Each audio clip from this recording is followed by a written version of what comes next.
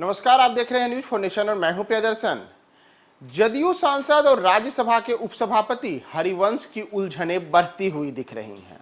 उलझनें इसलिए बढ़ती हुई दिख रही हैं क्योंकि अब हरिवंश को हर स्थिति में, चाहे उनकी मर्जी हो या न हो, उन्हें अब संसद में मोदी सरकार का विरोध करना पड़ेगा। और मोदी सरकार का विरोध करने की एक खास वजह यह है क्योंकि जदयू ने न केवल हरिवंश बल्कि अपने तमाम राज्यसभा सांसदों को लेकर के व्हिप जारी किया है। और यह व्हिप संसद के मौजूदा मानसून सत्र को लेकर के जारी हुआ है, जिसमें राज्यसभा में जो प्रधानमंत्री नरेंद्र मोदी के नेतृत्व वाली एनडीए सरकार है, उसके द्वारा दिल्ली में प्रशासनिक अधिकार किस पर होगा, इसके लिए एक विधेयक लाया जा रहा है और इस विधेयक का जदयू विरोध कर रही है। और अगर आपको याद हो तो पहले भी दिल्ली के मुख्यमंत्री अरविंद केजरीवाल ने बिहार के मुख्यमंत्री नीतीश कुमार सहित विपक्ष के कई दलों से अपील की थी कि वह दिल्ली में जो प्रशासनिक अधिकार हो वह राज्य सरकार के पास हो, न कि केंद्र सरकार के पास हो। और इसे लेकर के मोदी सरकार जो विधेयक ला रही है इसका जदयू विरोध करे। तो उसी विधेयक का अब जदयू संसद में विरोध करेगी और इस विरोध के दौरान राज्यसभा में जितने भी जदयू के सांसद हैं उन तमाम सांसदों को विधेयक के खिलाफ वोट डालना होगा।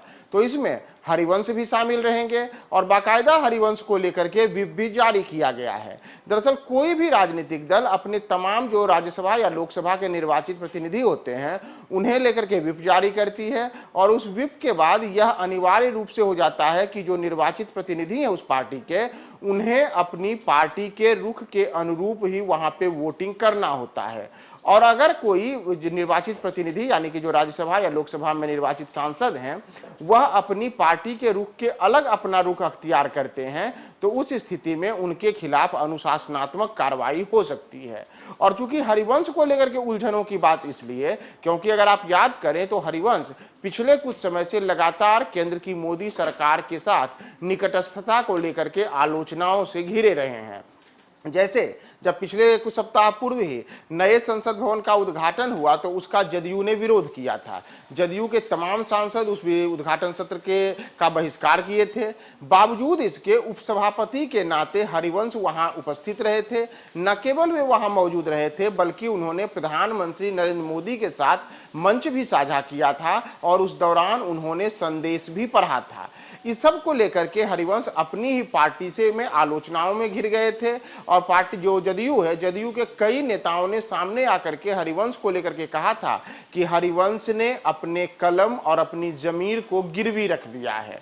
बातें यहीं तक नहीं रही, हरिवंश को लेकर के कई तरीके के आरोप प्रत्यारोप भी लगे। लेकिन इन सब के बीच अचानक से एक दिन हरिवंश पटना आते हैं और बिहार के मुख्यमंत्री नीतीश कुमार से मिलते हैं। लेकिन इसमें भी यही कहा जाता है कि यह केवल एक शिष्टाचार मुलाकात थी, न कि जदयू के किसी मुद्दे को लेकर के उनकी मुलाकात हुई थी। और उसके बाद अभी संसद में मतलब मौजूदा जो संसद है उसमें एनडीए में जदयू शामिल नहीं है, वह विपक्ष में बैठती है। लेकिन हरिवंश सत्ता पक्ष की तरफ से तरीके से कहें तो उपसभापति के पद पर है और चूंकि उपसभापति का उनका निर्वाचन हुआ था तो चुनाव जीते थे, तो हरिवंश अभी भी जदयू सांसद होने के नाते वहां उपसभापति बने हुए हैं। लेकिन अब जब पार्टी ने व्हिप जारी किया है तो व्हिप जारी होने के बाद हरिवंश के लिए यह मजबूरी रहेगी कि वह पार्टी के रुख का समर्थन करें। और अब तक मोदी सरकार के निकटस्थ दिख रहे हरिवंश को अब मोदी सरकार के खिलाफ ही संसद में वोट डालना होगा। और सबसे बड़ी बात यह है कि हरिवंश के कार्यालय की ओर से भी यह कहा गया है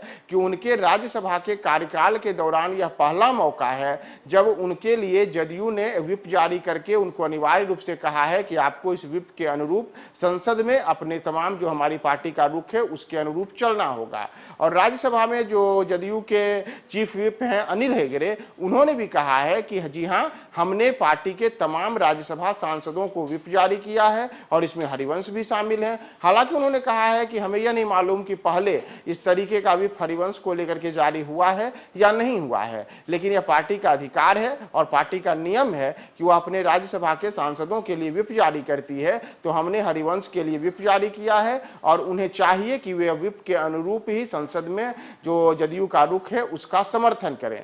तो अब देखना महत्वपूर्ण होगा कि पहले से ही जदयू में आलोचनाओं से घिरे हुए हरिवंश क्या अपनी पार्टी के रुख के साथ संसद में उपस्थित रहते हैं या फिर वे मोदी सरकार का समर्थन करते हैं, या जदयू यानी कि बिहार के मुख्यमंत्री नीतीश कुमार के ही पद चिन्हों पर चलते हुए अब वे मोदी सरकार का संसद में विरोध करते हैं। अगर विरोध करते हैं तो जदयू उनके खिलाफ अनुशासनात्मक कार्रवाई कर सकती है, जैसा कि व्हिप का उल्लंघन करने के बाद नियम मौजूद है।